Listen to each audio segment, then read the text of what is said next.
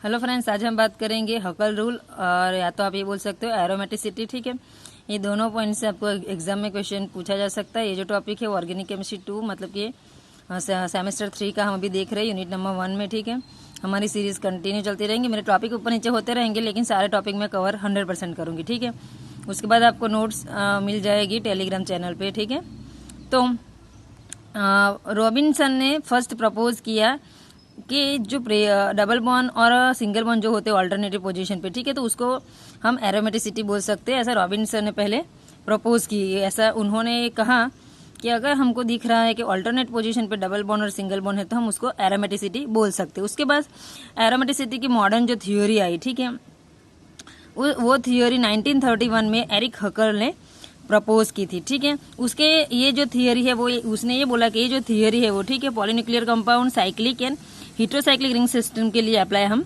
कर सकते हैं। ठीक है, अगर कोई कंपाउंड एरोमेटिक है कि नहीं वो चेक करने के लिए उसने जो थ्योरी बनाई, ठीक है, उसको हम एरोमेटिसिटी बोल सकते हैं या तो हकर रूल भी बोल सकते हैं, जो 1931 में आई थी। ठीक है, तो हम पहले देख लेते हैं थ्योरी का फंडामेंटल पॉइंट्स क्या है।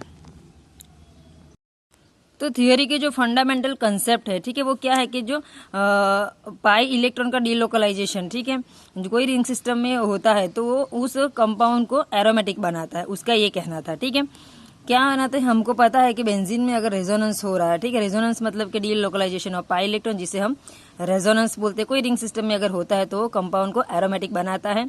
और बेंजीन में जो डीलोकलाइजेशन होता है पाई इलेक्ट्रॉन का, ठीक है, वो साइड साइड साइड ओवरलैपिंग जो पी ऑर्बिटल्स का होता है उसकी वजह से होता है। ठीक है, और deep localisation of pi electron का तभी पॉसिबल हो सकता है या तो रिंग हमारी फ्लैट हो या तो कोप्लेनर हो। ठीक है, otherwise delocalisation of pi electron जो है वो पॉसिबल नहीं होता है। पॉसिबल तभी हो गया जब हमारी रिंग फ्लैट हो या तो कोप्लेनर हो। ठीक है, तो पहला पॉइंट क्या है कि जो पाई इलेक्ट्रॉन का डीलोकलाइजेशन है, ठीक है, रिंग सिस्टम में, वही उसको एरोमेटिक बनाता है।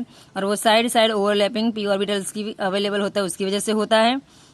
और जो डीलोकलाइजेशन होता है पाई इलेक्ट्रॉन का वो तभी पॉसिबल है जबकि रिंग फ्लैट हो या तो कोप्लेनर हो। ठीक है, तो एक एग्जांपल यहाँ पे मैंने लिखा है कि बेंजीन हमारी कोप्लेनर रिंग है और इसीलिए वो एरोमेटिक है। ठीक है, डिटेल्स में हम अभी आगे देखेंगे। तो पहले हम हकल रूल का क्राइटेरिया देख लेंगे। हकल रूल उसे बोलते हैं कि एक एरिक हकल ने ये रूल्स बनाया था जिसे आज हम हकल रूल से जानते हैं। उसने कोई कंपाउंड एरोमेटिक है कि नहीं वो चेक करने के लिए एक इक्वेशन दिया था, और अगर वो इक्वेशन में कोई कंपाउंड का हम कैलकुलेशन करते हैं उसमें पाई इलेक्ट्रॉन, ठीक है, तो वो इलेक्ट्रॉन की जो वैल्यू आती है, मतलब कि एन की जो वैल्यू आती है वो पूरे नंबर में होनी चाहिए, कंप्लीट नंबर में होनी चाहिए। या तो वो 1/2, 2/3 या कुछ भी आधा अधूरा अगर नंबर आता है तो उसको वो एरोमेटिक नहीं है ऐसा वो बताता है। ठीक है, तो वो सारे क्राइटेरिया अभी हम देखेंगे। तो हकल रूल जो है वो कोई कंपाउंड एरोमेटिक है कि नहीं वो चेक करने के लिए बनाया गया है। ठीक है, तो अकॉर्डिंग टू हकल रूल क्या क्राइटेरिया होना चाहिए कि जो भी मॉलिक्यूल है, ठीक है, वो साइक्लिक होना चाहिए, प्लेनर होना चाहिए, कॉन्जुगेटेड होना चाहिए और हकल रूल फॉलो करता होना चाहिए, और नंबर ऑफ पाई इलेक्ट्रॉन उसमें होने चाहिए। ठीक है, क्या होना चाहिए, अकॉर्डिंग टू हकल रूल कोई जो मॉलिक्यूल होता है वो साइक्लिक होना चाहिए, प्लेनर होना चाहिए, कॉन्जुगेटेड होना चाहिए, हकल रूल उसको सेटिस्फाई करता होना चाहिए और नंबर ऑफ पाई इलेक्ट्रॉन उसमें होने चाहिए। ठीक है, Huckel rule according to Huckel rule जो भी प्लेनर एरोमेटिक कंपाउंड है उनके पास 4n+2 पाई इलेक्ट्रॉन्स होने चाहिए। ठीक है, और एन की जो वैल्यू आती है जैसे कि मैंने अभी आपको बताया वो 0, 1, 2, 3, 4 मतलब कि कंप्लीट नंबर में होनी चाहिए, होल नंबर में होनी चाहिए। ठीक है, तो जो अगर एन की वैल्यू कोई कंपाउंड में जो एन की वैल्यू कंप्लीट नंबर में आती है तो आपको समझ जाना, आपको यहाँ पे ये बोल सकते हो कि जो कंपाउंड है वो एरोमेटिक है। ठीक है, अगर कोई कंपाउंड की एन की जो वैल्यू है वो कंप्लीट वर्ड में नहीं, मतलब कंप्लीट नंबर में नहीं आती है तो वो कंपाउंड एरोमेटिक नहीं कहलाएगा। ठीक है, ये जो हकल रूल है एरोमेटिसिटी जो है, ठीक है, वो बहुत ईजी है।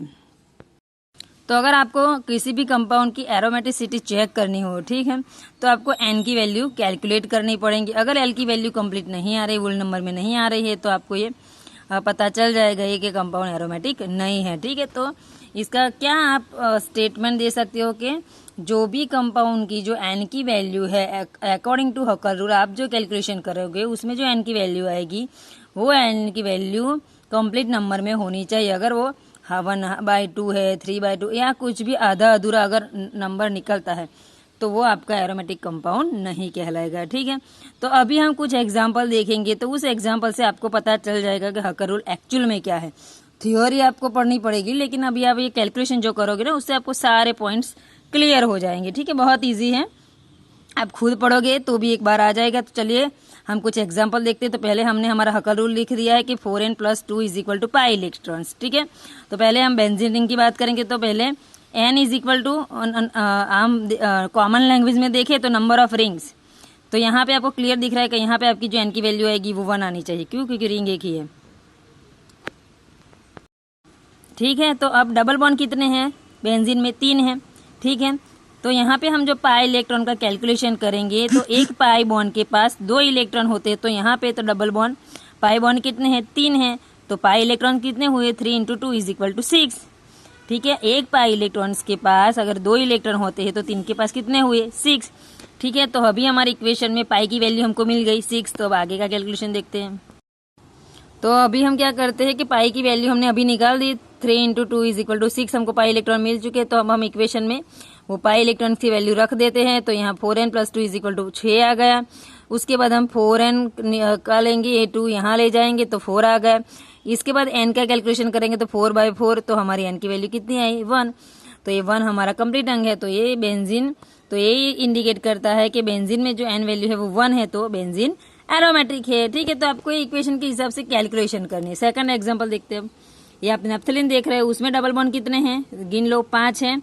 तो पाई इलेक्ट्रॉन कितने होंगे? एक पाई बॉन्ड एक डबल बॉन्ड = 2 इलेक्ट्रॉन। तो 5 × 2 तो 10 हो गए। तो अब हमने इक्वेशन रख दिया, उसमें पाई इलेक्ट्रॉन की वैल्यू 10 रख दी है।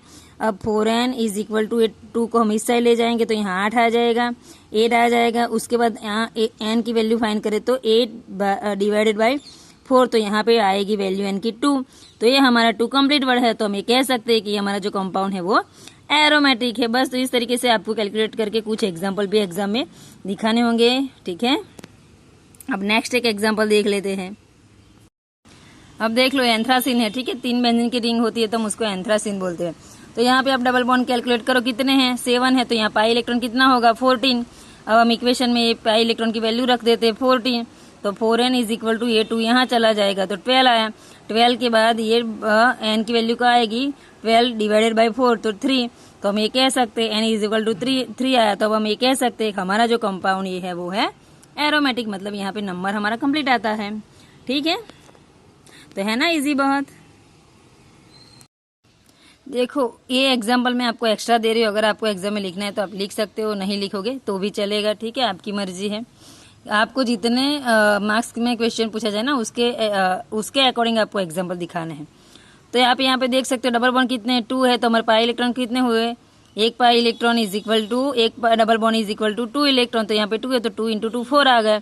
अब हमारी इक्वेशन में ये वैल्यू रख देते हैं तो 4। तो 4n = 4 - 2 = 2। तो अब n की वैल्यू आएगी 2/4। तो हमारी यहाँ पे जो n की वैल्यू आ रही है 1/2 आ रही है। तो ये हमारा कंप्लीट नंबर नहीं है। तो ये जो कंपाउंड है वो हमारा नॉन एरोमेटिक कहलाएगा, मतलब कि ये कंपाउंड एरोमेटिक नहीं है। ठीक है, अब हमारा लास्ट पॉइंट है एप्लीकेशन ऑफ हकल रूल। ठीक है, तो हकल रूल का हम यूज क्यों करते हैं कि कोई कंपाउंड एरोमेटिक है कि नहीं वो फाइंड करने के लिए, या हम कितने पाई इलेक्ट्रॉन्स है, ठीक है, एरोमेटिक कंपाउंड में वो प्रेडिक्ट करने के लिए यूज करते हैं, या एरोमेटिक प्रॉपर्टी एस्टिमेट, किसी भी प्लेनर रिंग शेप जितने भी मॉलिक्यूल होते हैं उनकी एरोमेटिक प्रॉपर्टी एस्टिमेट करने के लिए हम हकल रूल का यूज करते हैं। ठीक है, तो यहाँ पे ये टॉपिक हमारा खत्म हो जाता है। Thank you.